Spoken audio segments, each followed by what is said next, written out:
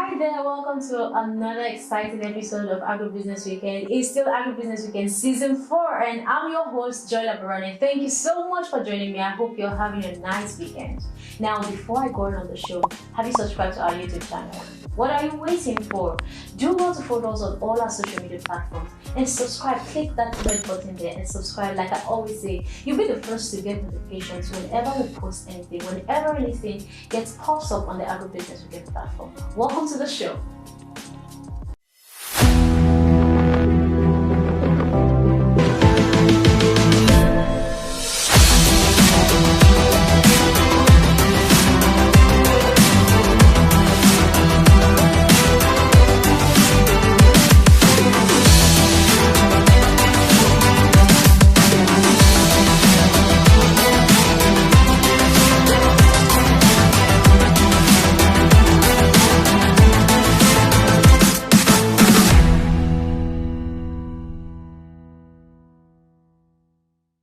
Welcome back, and if you just joined us, you're right in time. This is Agribusiness Weekend and it's Joy Lavaran, your host. Now, did you know that the annual production of cashew nuts is the highest of all tree nuts, with a value chain of over 3.5 million tons? This makes the cashew value chain a very considerable economic importance. Today, let's look at investment in the cashew value chain, and on set with me, discussing this with me, is the lead investor for Alanny's Agriq, Olumide Akintayo. Thank you very much for being on set with me. Thanks for having me. And thank you for coming to the show. Barely looking at you, nobody will think you're a farmer. Seriously. If I meet you on the street, if I met you on the street, like this, you won't tell me you're a farmer. Yeah, it's a modern farming. Of course. Our parents did it wrong. It wasn't attractive, so our generation has to change that. It's high time you can be a farmer. People get to know that farming is more than just agriculture is more than the farm. It's beyond the farm. And then with modern digital agriculture, I mean, things have changed, things have evolved, lots of things have been modernized. So it's no longer the hoe and cutlass era any longer. Now, I can see that you are a professional when it comes to investment in the cashew value chain. Yeah. What is the economic viability of this value chain? Okay, so let's pick the value chains within the cashew. Okay. We have the production, which is the growing of cashew. Yeah. And then we have the trade. That involves the process of buying from the farm gates, adding value, and then in many cases exporting. Okay. And then finally we have the processing. That is where you get what you call cashew nuts. Yeah. But it's actually cashew kernel. That's the one we know. Well, it's actually kernel. Oh wow. Yes. Well, everybody call it cashew nuts, but we just allow you people. Okay. Okay. We are not committing a crime. No. It's globally referred to as cashew nut, but a processor will not call it nut. The nut is the one you pluck from the tree. The processed one for a processor is called kernel. Okay, cashew kernel. So those are the three value chains. Blender. Those are the three value chains. And then there are other sub-value chains. You have jute bag, you have local trading, you have warehousing, you have input supplies. There are so many things within the cashew itself. Is an industry, it's a whole industry. It's big. It's huge, and millions of dollars structure within the agri space. I schooled in Kogi State University. And during that time, I think cashew has a season, right? Yes. Now, during that time, that cashew time, in the city, you can't find businessmen. You find them right there where the cashew nuts are being produced. Yeah. Like once it comes to that season, everybody wants to go back to their. I tell people anywhere cashew is produced, cashew determines the economy of that place. Wow. I can tell you, if you want to appreciate it, just if you are close to any banker within Agriq or Bomasho, and just ask them what kind of money flows in within that season. and what's after that season. Their transaction really is driven by the cashew value chain. So why should people go into investing in cashew value chain? Why not other tree nuts? Okay, I can speak for what I know. Okay. I've been within the cashew value chain for about 11 years now, so I can tell you, I can tell you why I believe cashew is better. Okay. For one, like you rightly said, it's one of the major tree crop export enough for Nigeria, alongside cocoa. Yeah. Okay, but the advantage that cashew has over cocoa is the fact that the turnover, the capital requirement is much lower than cocoa. Okay. Cashew, depending on the year, depending on the season, sometimes the prices are higher, sometimes it's lower. This year, the average price was around 500,000 per ton. Wow. Cocoa is around 800 to 1 million naira. So it's about double that. Yeah, okay. Okay. For those who are interested in with the current policy, the CBN has banned bureau de change, supply of dollar to bureau de change, and so there's a lot of desire for dollar. Yes. Okay.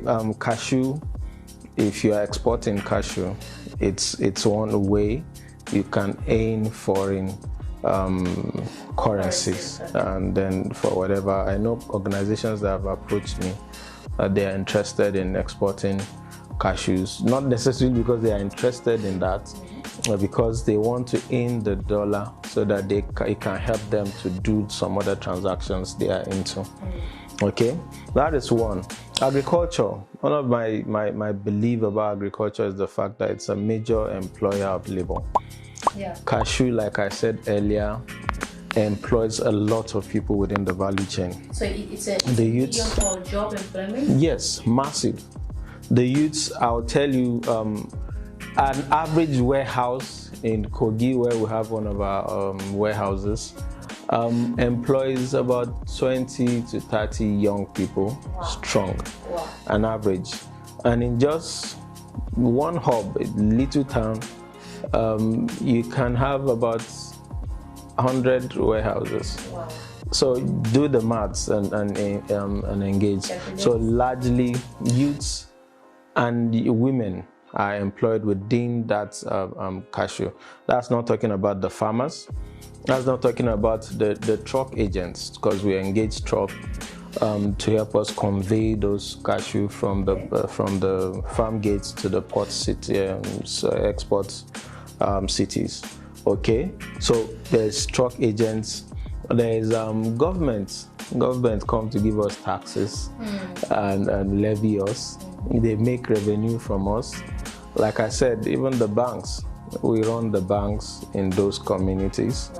The markets, the local markets, the local buyers, the farmers, the women, the labor, the warehouse rentals. So we have locals build warehouse for some who don't want to invest directly in warehouse. Okay. There are locals who have money, they build warehouse. Okay. They rent it out to cashew traders. And I can tell you, an average warehouse can fetch you more than a house will fetch you. Wow. 3 million, 2 million, 1 million per 3 months season. Per 3 months season. Yes. Wow. Per 3 months or 4 month seasons that we are there, we drop those kind of money. So everybody is getting. By indirectly, I know that the prices of building, the people in the building sector gets to smile when we're around, because the locals get money. Yes, the locals get money. They are able to build houses. I know cement, tiles, and all the activities within the economy. That's why I said we drive any economy that has cashew. Cashew drives that economy. Now, talking about investment, I've heard of so many, agricultural investment platforms that they will say, okay, bring XYZ amount of money, and at the end of 3 months, you get XYZ amount of returns. Now, what is the investment like? Okay, I like this question because I've been looking for a platform to express this. So there's a mistake with that model I've seen most people do. Number one, most people that promise those things online are not experts. Number two, they promise unrealistic returns. Seriously? Yes. Because yes, that's why many of them, you notice if you're online, you see most of them defaulting, and eventually they are nowhere to be found. I read recently that the government is looking for one, Interpol is looking for one. You understand? One of the things I noticed is that most of them just read up. That's what I call Google farming. So they just read up online. They are not actual traders. So they don't know what to promise. So they promise on unrealistic returns to people. At the end of the day, they are not able to deliver. So it's better to promise something mild, and then you can over deliver.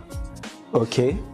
But a model I will feel will be possible, which I'm planning to also implement, is just tell people, okay, we trade so period. Trade it with your money first, and know what is realistic. Afterwards, then you can invite people to bring their money.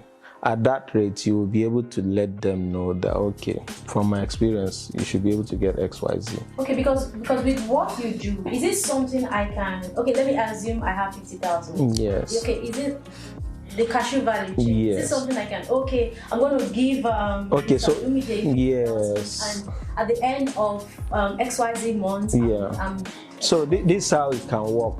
So you get somebody you can trust. I'm not assuming it's me now. So you can ask, okay, let me buy a unit of what you are trading. A unit can be, for cashew now, like I said earlier, let's say 500K. Okay. So I will assume that you are buying 1 ton of cashew. So I'm buying on your behalf. Okay. I'm selling.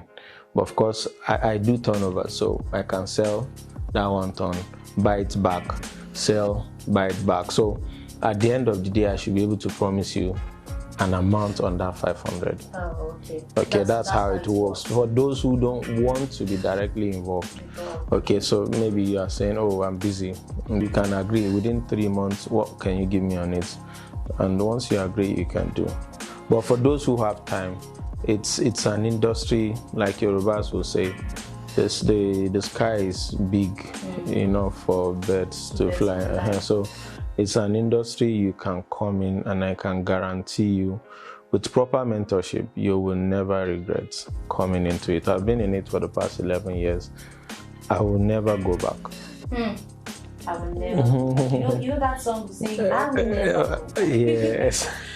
Okay, now I know that everything that has an advantage surely has a disadvantage. True. Now tell us, what are some of the disadvantages or challenges associated with challenges. Challenges will be access to capital, number one. Okay. Like every other industry, unfortunately, we don't have enough lending structure that is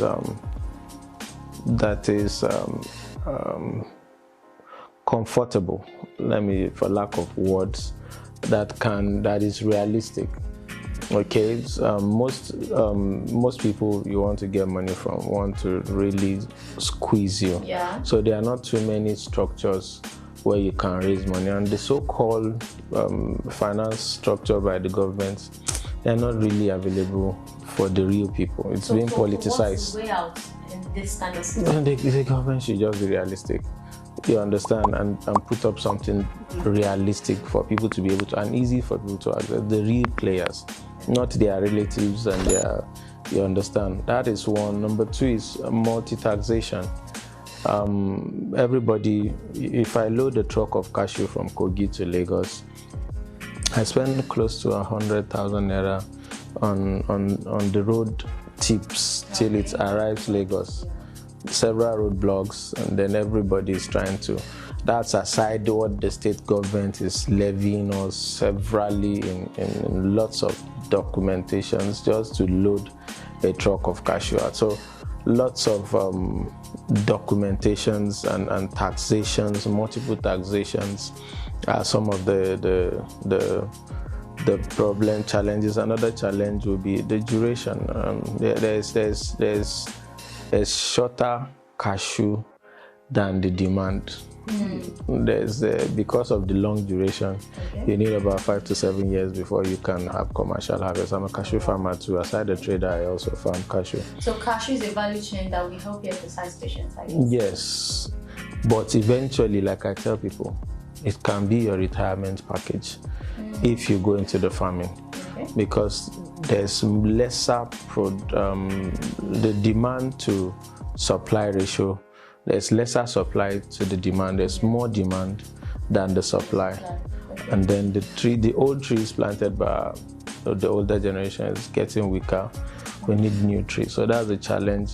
I need people that will be able to patiently go into the production circle and plant more cashew. I did a presentation once in an Agriq forum, and I was telling them about how Nigeria used to be a major cashew player. But now we're struggling to find ourselves in the number 1 to 10 position. I'm sure with this information you're giving, so many persons are going to go back. I pray so. I pray it's something that requires patience. Yes. And not too many people in our modern world are patient. Something my farm now in Ogbomoso I've been on it since 2016. I've not gone commercial. This is 2021. Wow. And every year I put in money. You're still patient? Yes. But I know that when the harvest comes, I can enjoy it for the next 20, 25, 30 years. Wow. Yes, that's why I call it can be your retirement package. You know, something you can be like, okay, I want to do this, and you can go to sleep. Amazing. Yes, it is. All right, let's take a short break. When we'll come back, you see, this episode is getting interesting, but we'll come back, the show continues. Don't go anywhere.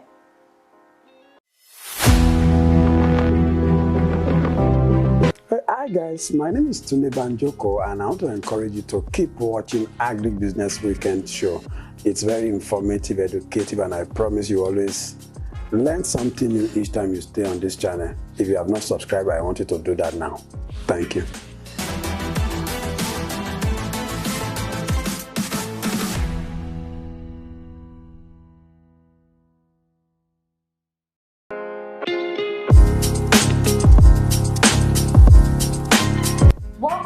It's still your favorite show on agriculture, Agribusiness Weekend, and thank you for staying with us. Olumide is still on set with us. Thank you so much. My pleasure. I can say I've actually learned a lot.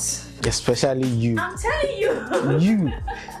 we should query you. In fact, we should give you a fine for not exploiting this all this while. This is where have we been? I didn't know. Like it's like a veil, you know. Yeah, uncovering. Yeah.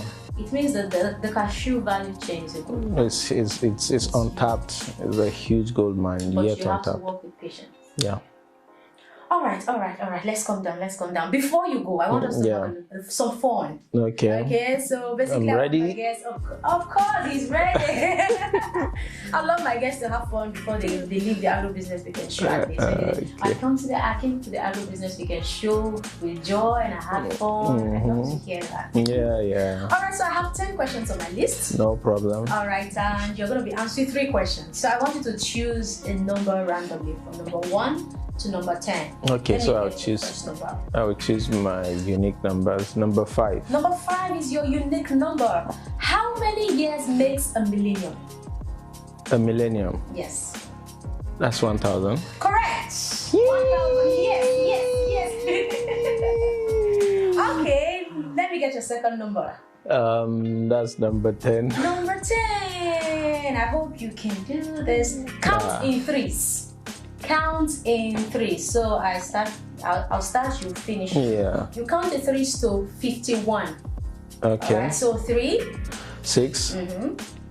Okay, I thought you were taking. No, you're counting. It is your game. Okay, you are just starting. Yes. All right, let's start. All right, so let's go again. 3, 6, 9, 12, 15, 18, 21, 24. Okay. 27. Okay. 30. 33. 36. 39. 41. 42. Okay. 42. Okay. 45. Okay. 48. 51. Clap for him! I should get an award amazing. for this. Okay. Remaining your last question. 15. Number 1 to 10. Okay, 1 to 10. Yes. Okay, let's go back. Number 1 then. Number 1. If you have an opportunity to sing your best song, what would you sing? Okay, I will sing a song by Brahma. Sing it. That is titled Alanny. Dun, dun, dun, dun. What's that when it is gone? Oh wow. Oh yes. Okay, Alanny ọmọọba ema sure dàgbà o bọ́ni. Ọlárẹ̀wájú ọmọọba ema sure dàgbà o bọ́ni kò ṣe wéré rọra ṣe ema sure dàgbà o.